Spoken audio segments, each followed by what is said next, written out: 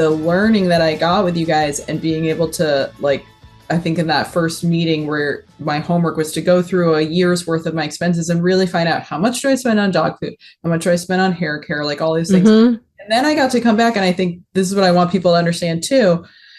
Because I really am promoting you guys, because I think as a young person, I still consider myself a young person. I'm 41, but I'm 45. I still consider myself. Essentially, like, you know, I think a lot of people our age are still just now kind of thinking about savings, you know, for retirement. So, because only at this stage in one's career does one even have any kind of savings, you know, like when I was in my 20s, that was just a joke. Like that was at all. We're spending the things. In our 30s, we're trying to build the things or do the things. And then, now we're looking at it. Yeah. But I think what I really, really appreciated is that you respect the individuals. Like, no one's telling me how to spend my money. And so, like, I love to travel. And, you know, you were saying when we first started, people make assumptions about people based on like, oh, look at the nice place you live and all this stuff.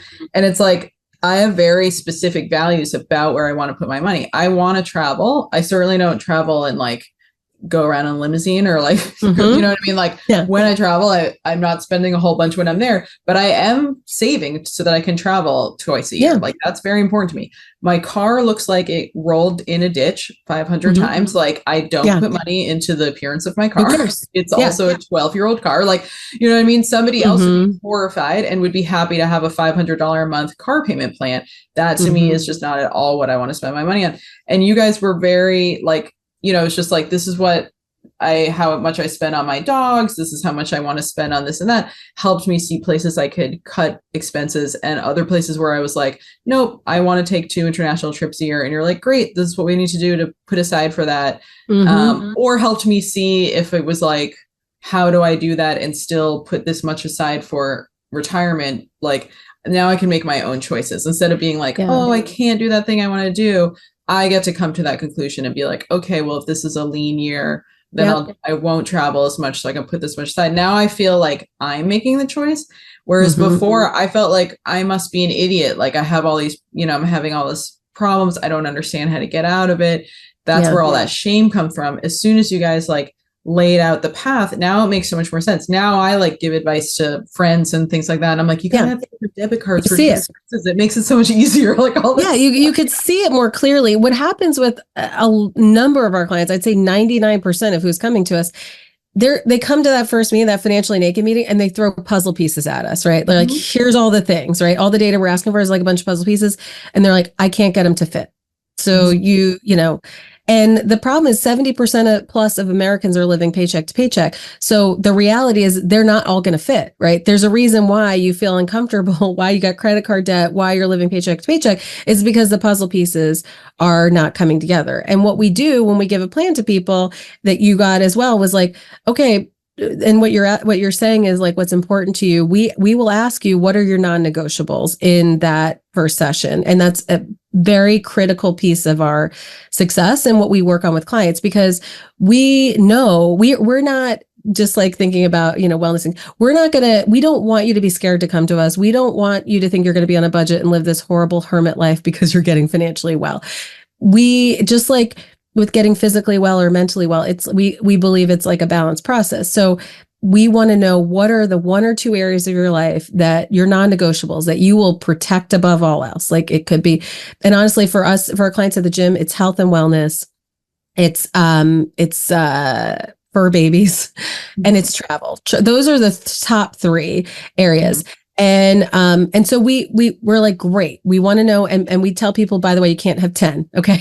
Unless you're making like, we got to pick 1 or 2. We are going to protect those above all costs. We're going to make the budget work. But then that means we're going to have to say no to some other areas. And here's what happens is travel, fur babies, and health and wellness are the top 3 areas, like consistently of our clients. The top 3 spending areas, because we do track expenses, you know that we have a system where we track it not for judgment, just to help our client, you know, just to help identify things. But the top 3 spending areas of our clients at the gym, Amazon, food. So I'll say dining out, Uber, Seamless, Grubhub, you know, what have you. Most people's food budget sometimes is larger than, especially with inflation recently, and seamless and ordering out, it could be higher than where they're living. So it's, huh? I can believe that. Yeah. Yeah. So it's Amazon, it's food, and it's some kind of like retail, like you're in Manhattan, you'll appreciate Dwayne Reed in Manhattan, like something that you see frequently. Could be Target, could be one of those like splurgy things, but something retail oriented. Those are the top 3 areas. And sometimes in other areas we could see like Uber Seamless or Uber or like Lyft, you know, like taxi service instead of walking. Actually, especially in Manhattan, we're like, how about you take the subway? But anyway, the point is, those are not the 3 non-negotiables we hear, right? People are not like, I go to work, I get out of bed to buy from Amazon, but that's what's happening. And what we're trying to say when we're asking about the non-negotiables, like what we're trying to express to our clients is like, look, we all have to work really hard for every dollar we make. I don't care what you do. I don't care what you're like getting out of bed, especially the last few years with the pandemic and the world. And it is effort to get out of bed and make that dollar, right? Even if you're not going far from your bed because you work remotely, it's still effort. And so we work really hard for every dollar that we make. And yet it's so, we make it so easy for us to spend those dollars, right? And there's so many systems that make it easy. Like we've got everything on our app. We can order, like we use Apple Pay. Like we're able to spend money. We're getting ads on Instagram or TikTok and we click and we buy a thing. It's so easy for us to spend our money. And what we're trying to do in this process with our clients is say, you work really hard for this. Mm-hmm. Why do you get out of bed? What brings you joy? Like, why are we getting out of bed every day? Yeah, and let's focus on those things, because if we focus on those things and know that you can comfortably travel to Costa Rica and come back with no credit card debt, and that's going to feel great, then it's going to be easier for you to not buy something from Amazon or not dine out or not get whatever it is that's in this other spiral that you all can really help people get out of. Because I think also when you're in a lot of debt or you feel like your finances are really confused, you just stop. You just don't know what to do. So then you're like, I guess I'll just get takeout. Like, I don't know, nothing makes any sense anymore. And like, it won't help me to not do this because there's no plan. If you save that $30, you know, it's not going anywhere. It doesn't have a home to go to. And that's the struggle is that people are living paycheck to paycheck. So they're like, I don't have anything left. And what we're saying in that first meeting is if money is not an issue, what would you want to do? Where would you like to go? What would you want to do? And we love those meetings with clients because they're like, well, I would like to travel. I would love to do da-da-da. And we're like, okay. Game changer for me. I mean, sorry, I'm interrupting you, but like that was because I think going into it, and I keep trying to get my sister to sign on for you with you guys, but she's like, I'm so scared. And people are really frightened because they have all this shame. But what was really a game changer was these questions of like, what do you want to do? You know, if you were more financially stable, and I had never even really like thought about that. I mean, honestly, my first goals ever was I want to be able to, in my mind, ordering sushi in was like a pinnacle of having financial stability. I was like, sushi once a week and not worry about it. And, but to actually have someone be like, what would you want in 3 years? Like all these things, 5 years, 30 years, what do you want? And that made all of that kind of effort of learning to handle my finances better. Now I have a prize, like, I want to be able to travel and it doesn't become debt. I want, I want this flexibility here and there, and know that I can handle that and not be freaked out. It's a massive shift. One of my longtime clients, I love telling her story because we started working together. This is now like over 10 years ago. She's like, she started with me and she said, we start tracking her expenses. She didn't know where her money was going. And she was living with her sister. She was 50 plus, divorced, living in her family's home with her sister. Her parents had passed and they're living in the parents' home.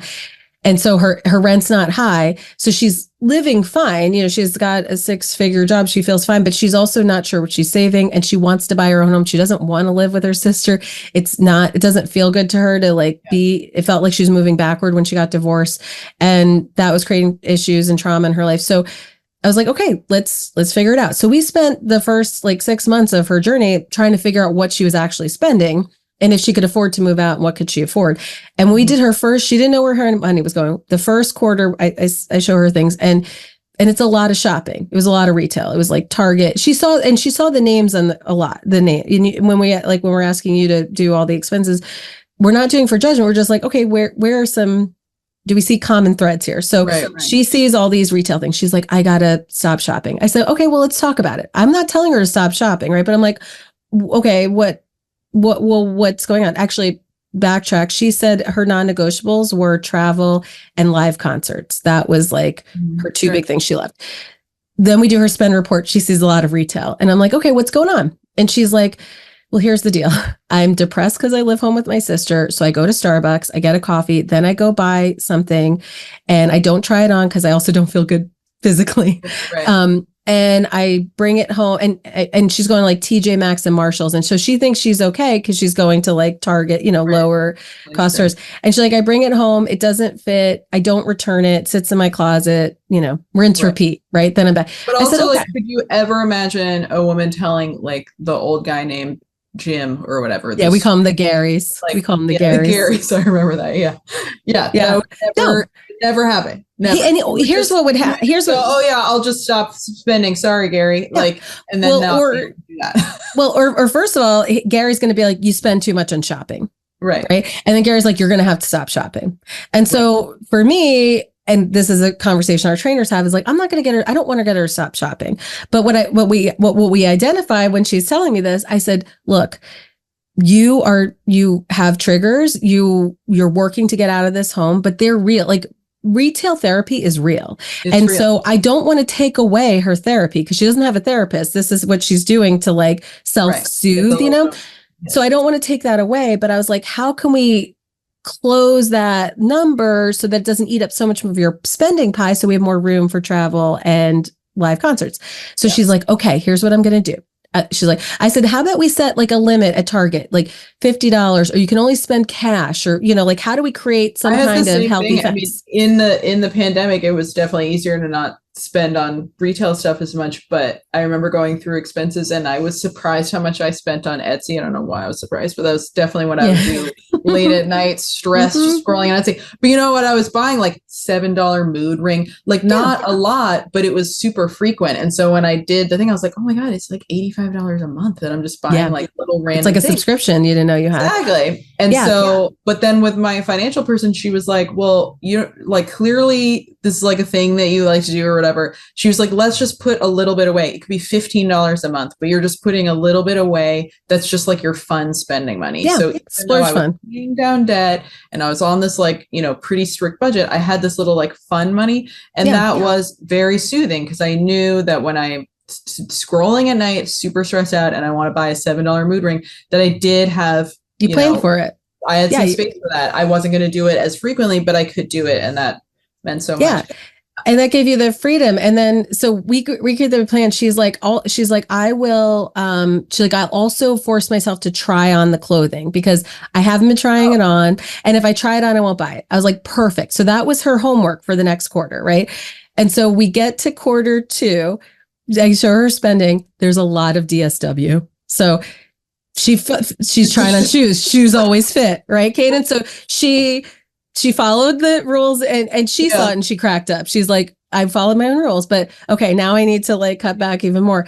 And then by the third quarter, she had significantly less. And the third quarter, she hit all her numbers. Everything looked great. And I was like, oh my God, like, look at you hit the number, blah, blah. She's like, how is that possible? I was like, what do you mean? She's like, because she traveled, she went to, she went to Nashville. She lives in California. She went on a Nashville girls trip and she saw Tom Petty live actually before he died. So she saw, and she's like, but I did the things. And I said, yeah, but you didn't spend in all these other areas. So that spending on the things you love was easier to fit in the pie because it wasn't getting consumed by the stuff that didn't matter. And now this is so fun. Now she's at the level, she's like ninja level with it. And I know you're probably there too, Cadence. Now she says to herself, if she's in like a TJ Maxx or a Target, she looks at the full price. She doesn't look at the sale price because she used to say, it's on sale. I'm getting it for $7.99. She looks at the full price and she's like, if I won't pay $80 for it, then I'm not buying it. I don't care that it's $7. If I don't pay the full price. And everybody, all of our clients have their their tricks and that's our job, is to help them find the things, right? So that it can be sustainable. Well, it's really how you're helping people understand there's nothing shameful about finances. It's part of our world. It's how we express ourselves. That's why it is so brilliant that you call it financial, Jim, because just like food, just like our bodies, like you can't just have these cut and dry rules and put all this shame around stuff, because it doesn't help people at all. No. I just want to say two more things. I want to be conscious of your time, but one thing that I think, as far as I know, is not part of your services, but it's really changed how I operate. I think particularly for women like myself who are in a field which is really dominated by women, the health and wellness field. The flip side of that is that we often don't get compensated fairly, or are incredibly it's just, people are very shy, or it's even frowned upon to be straightforward about, well, this is my fee. Are you inviting me to, oh, you're inviting me to teach this workshop. That's fantastic. This is what my fee is. Or I've taught at corporate things and been like, this is the fee that I charge corporate, services, as opposed to a small studio or something.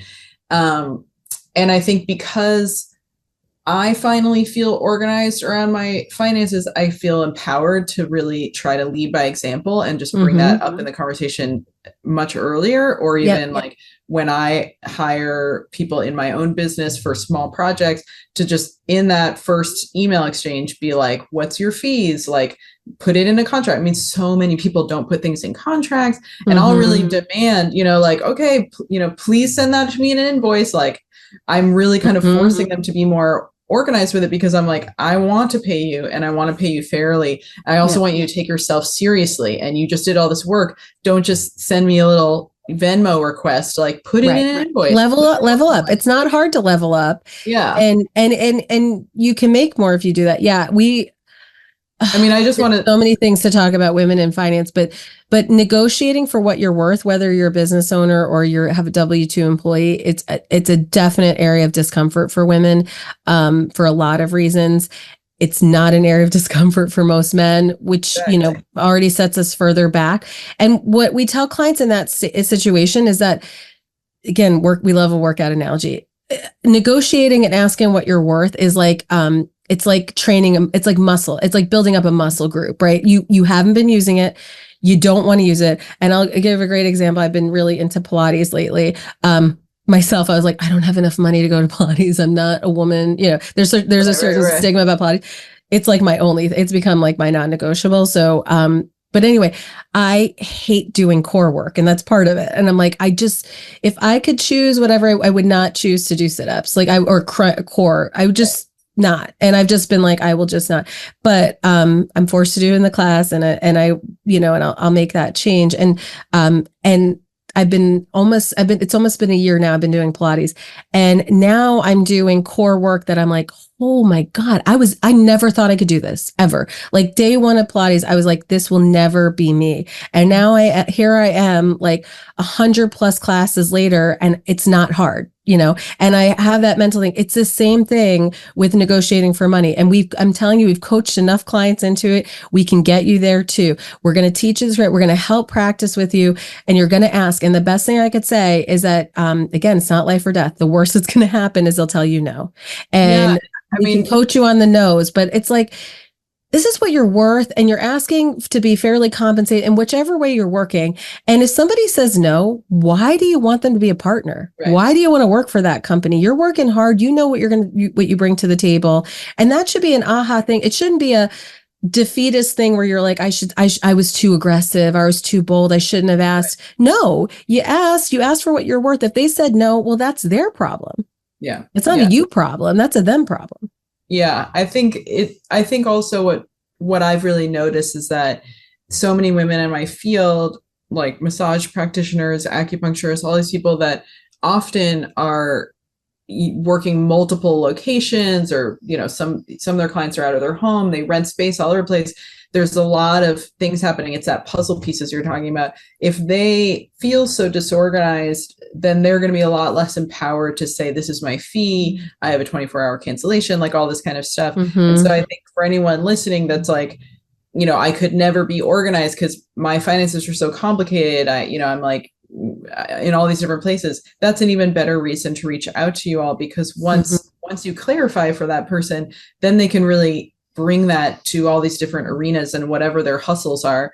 And I just like, I think that's, if you went from making money and not helping anyone, like this is really where you're helping so many people, because that's a ripple effect. Like now I pay people with that in mind, where I'm educating people that work for me, and I have a lot of younger staff, and I'm trying to ask them to level up. Like you can't be sending people PayPal requests when you're trying to also start a small business. Like you need to tell them, here's my invoice, these are my rates, this is my contract. Like now I take you seriously. Now I can recommend you to somebody, you know, like all these kind of things. So going back just quickly back to the puzzle piece analogy, what happens is that first session, we're getting a lot of puzzle pieces, and what you're describing are people like, it's everywhere, I don't know.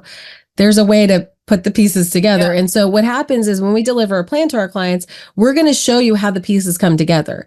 And there's going to need to be change, right? Because it's not fitting together now, and it feels erratic. So that means we're going to have to make change, but we're going to show you the different things like we did with you. It's like, okay, here's how they come together. If we make more here, they come together. If we cut that, like we show how it comes together. And then it's a choice for you, Cadence, on how you want it to come together, right? We're not telling you stop spending on anything. We're like, hey, you told me you wanted to travel. Travel can fit in this puzzle piece. Right. We could put this puzzle piece in, but we got to remove some other pieces there. It's up to you. You know, you tell me if you're not going to take out those other puzzle pieces, then it's going to still feel uncomfortable. And you already told me you're uncomfortable. Like people who are like, I'm like cracking up at your sister because people who are afraid to join with us. Yeah. How could we be any worse than what you're experiencing on your own? 100%, right? You know, like when people are so scared to come to us, I'm like, how could what we do with you be any worse than how you're treating yourself? Your negative self-talk is way worse than anything you will ever. It wouldn't even close. You're living with day to day, wondering, you know, worrying. I mean, it's already bad, right? So, and I get like, we see that all the time. Clients coming in that first meeting, and it's like their shoulders are up by the ear. They're prepped like you. They're going to release a number, and we're going to blow up. You know, they're ready for the judgment and the shame. And then we ask questions. We don't care. We really don't care what you look like. We give zero, you know what's about it. Yeah. We just want to get you where you want to go. So we got to ask the questions, not because we're judging it. We just need to need the puzzle pieces. But then you see in the meeting, like they're like the shoulders start dropping. They're like, and we're like, it's going to be fine. We got the plan. You just see like you in that first session, you see a dramatic change. Yeah. And then you give the plan, and some people feel a little stressed with the plan, but we're like, look, it's a big plan. We got a lot of things to do, but we're going to break it down and we're going to solve for each puzzle piece along the way. I think the key with it being more complicated is it's not your parents' Gary plan, you know? Right. It's not just the old guy who's just like, let's put all your money in this long-term savings. If you max out your 401k, all problems are solved. Okay. Yeah. And this way that feels really dry and really removed. And I mean, one of the first conversations I had with my financial gym person was, I don't ever see myself fully retiring. I don't have that kind of job. I like what I do. I like teaching. I imagine I will still be doing something up until my 80s. It's not going to look the same way, but I'm not hoping to completely stop work at 65 or something. Mm-hmm. And so that's part of my plan, is that we're not assuming that I'm going to have zero income by the time I'm 65. We're assuming that I will always be pulling something in because I like what I do. But also we want to give you the flexibility because we don't know what's going to happen in the next 20 years. And there could be a time where you'd prefer to work less. And we the number one goal for all of our clients at the gym is financial independence. And that's the ability to work because you want to work and not because you have to work. And that's our redefined version of retirement. So we're rarely saying retirement to clients. We're using the term financial independence because you don't have to wait to 65. Like we have some clients who are like, I'd rather take my foot off the gas at 45. Okay. And not to take off the foot off the gas and don't do nothing for the next 20 years. It's that they can choose to work or they could work differently. They don't have to work the 9 to 5. They can do something more creative. Whatever it is, they have choice, that freedom of choice. That's what we want everybody to have, because that level of freedom is game changing. I have coached dozens and dozens of clients into financial independence. And the funny part is that I have years where I'm telling them they're good. I'm like, hey, if you want to quit that job, numbers are good. I feel really good doing that. So you're saying to them, they're like, I don't know. And I'm like, okay, fine. I was doing that with a client, told her she could retire multiple times, finally she calls, she says, it was a quarterly review with me. She's like, I think I'm ready to finally quit. I was like, great. I've been telling you can. This is amazing. She's like, the reason why I was in the meeting with my boss was like, so toxic, and she's been wanting to leave this boss for a long time, and she's like, she's telling me something, my brain, like, she's like, I start getting this headache. It felt like a very big migraine. I couldn't focus. She's like, I thought I was having a stroke. I thought I was dying. It was so painful. And I'm trying to tell my boss, I'm like, I don't feel, I need to leave the meeting, all this stuff, and this woman's still talking to her, and she's like, I just, and so she's like, and then the next day she's like, I had to literally stop the meeting. I was that ill. I thought I was dying. The next day, the boss never asked how she was, never was like, hey, what's going on? She's been working there for 20 something years. And she's like, that's it. And I said, why are you killing yourself? Like, when you could literally, and the thing is, like, I've been telling her, and I tell other clients, you can work at Trader Joe's. Trader Joe's pays $20 something. You only have to work 20 hours, 22 something hours a week or week there, and you get full benefits. Wow. You get like, I'm like, there's other, like, you could work other places with a lot less stress. You don't need to make that high 6-figure income, because we've done all the work over here. And that's the best gift we have, is telling somebody you're good. The worst is when they keep pushing. The best is when, and I have a number of clients that have been financially independent. We do our quarterly check-ins, and they're like, how do we still have this money? Like, we thought we've been spending money. And I'm like, yeah, because it's part of our numbers. I told you this was going to happen, because there's market growth, and there's like all this, the other work we've done. But that's where we want clients to go, is the freedom of choice. And I guess, going back to the beginning, Cadence's step one is like, we got to figure out what's happening now so we can get the plan for where you're going to go. There's going to be a lot of work, because just like any wellness routine, there's going to be work, but you will get results. It will not kill you. And if anything, it's going to help you get mentally well, physically well. That's what we see. That's the beauty of what we see in the transformation. We see our clients get physically well, because they could afford better food, more, they could afford the gym membership. They could go to the therapist and not be stressed about it. Like, they're able to get those other things in their life because they've gotten the money under control. Yeah. Yeah. Well, I think you're filling a niche. We live in this kind of broken capitalist society. Our healthcare system is a wreck. And, short of a revolution, those things aren't changing anytime soon. But you're filling this niche where you're really helping people that really have been completely ignored by the financial community get the stability so that they can leverage themselves. And that's really incredible.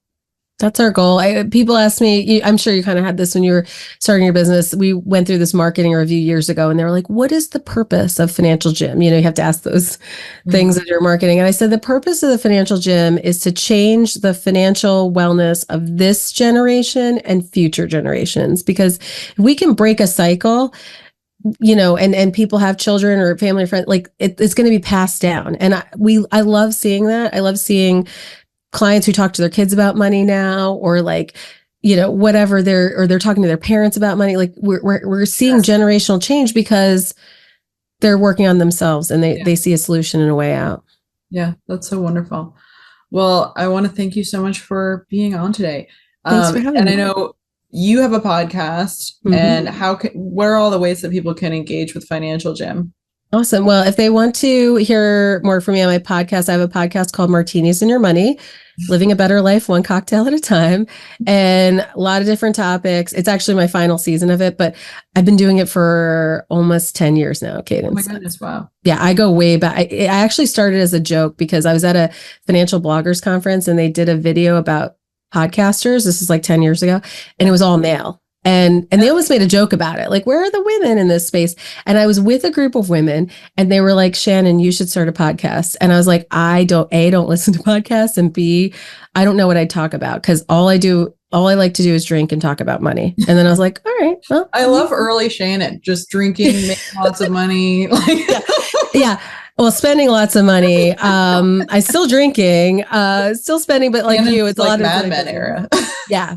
Yeah, I was a vibe. I was definitely a vibe. I tell the team, I have been all of our clients at some state, like I have made a lot of money. I've spent a lot of money. I've had a lot of debt because the business, same like you, and live paycheck to paycheck. I've done all of it. Yeah. So I have so much empathy for all of our clients because I've been all of them, but at some stage of my life. But okay, Martinis and Your Money podcast, the financialgym.com, or you could just Google Financial Gym will come up. I encourage people, if you don't know for a good fit, if there's a free warm-up call, like a free call it. It's our members are the people that you're going to talk to. There's no pressure for them. They can explain more about the service, talk about pricing, all that kind of stuff, or follow us on Instagram at The Financial Gym or TikTok and get our content for free. Attend our webinar. You can see a bunch of stuff online, start engaging in it. Because everything you do financially is fixable. We just got to start somewhere. Wonderful. Thank you so much.